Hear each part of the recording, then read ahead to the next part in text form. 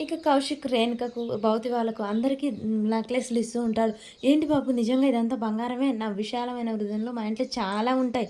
అందుకే మీకు బహుమతిగా ఇచ్చాను. తీసుకోండి" అనగానే, "బాబు నాకు కూడా ఇస్తానండి. మీ ఆవిడకి కూడా ఇక్కడ లేదు కదా! నీకు ఇస్తున్నాను తీసుకో" అని చెప్పేసి ఇస్తాడు. అలా ఇచ్చిన దాన్ని బండకేసి రాస్తూ ఉంటాడు. "ఏం చేస్తున్నారండి? ఇది నిజమైందో కాదో అని చూస్తున్నాను. బంగారమే ఇలాంటివి మా ఇంట్లో బోలెడన్ని ఉంటాయి." "బోలెడన్ని ఎందుకుంటాయి?" అంటే, "నేను నచ్చిన వాళ్ళకి అన్నీ గిఫ్ట్‌గా ఇస్తాను. నా మనసు అసలే విశాలం కదా!" అని చెప్పేసి కౌశిక్ చెప్తూ ఉంటాడు. అబ్బా! ఇయాల ఎవరి మొఖం చూసుకున్నానో అని చెప్పేసి రేణుక చాలా సంతోషపడుతూ ఉంటుంది. నా మొఖానికి ఇయాల బంగారం వచ్చింది అని చెప్పేసి అంటూ ఉంటుంది. సాయంత్రం పార్టీ ఇస్తావా? అప్పుడు చెప్తా నీ సంగతి అని రవిబాబు మనసులో అనుకుంటాడు కౌశిక్‌ని చూసి. ఇక చంటి నీళ్ళు ముంచుతుంటే ఆ సింధూర హడావిడిగా బావి దగ్గరికైతే వెళ్తుంది. అయ్యో! పెళ్లి ఇష్టం లేదని రాత్రే చెప్పింది. ఇప్పుడు బావిలో పడి చచ్చిపోతున్నా ఏంటి అమ్మాయి గారు అని చెప్పేసి చంటి దగ్గరికి వస్తాడు.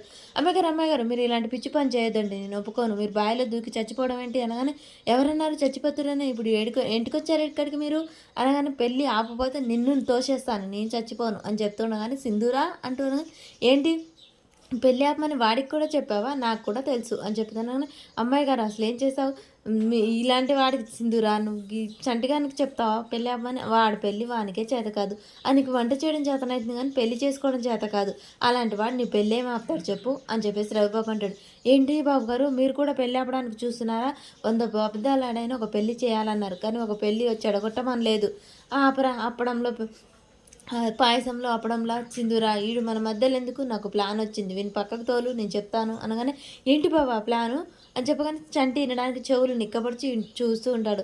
అబ్బా సింధూరా ఐస్ క్రీంలో అల్లం ముక్కల వాడు మన మధ్య ఎందుకు చెప్పు వాడిని పక్కకు తోలు అని చెప్పేసి రవిబాబు అంటాడు. చంటి నువ్వు పక్కకు వెళ్ళి మీ ఇద్దరు మాట్లాడుకోవాలి అని చెప్పేసి సింధూర అంటుంది. నువ్వు చెప్పు బావా అని చెప్పి సింధూర రవిబాబుని పిలుస్తుంటుంది. రవిబాబు బావా అన్నప్పుడల్లా పొంగి పొర్లిపోతూ ఉంటాడు. ఇగో సాయంత్రం వాడు మాకు మందుపాటి ఇస్తాడు. ఆ మందుపాటిలో వాడిని ఫుల్గా తాగించి వాగించే బాధ్యత నాది. సింధూర పెద్దమ్మ చెంచలం పెద్దమ్మ ఏం చెప్పింది?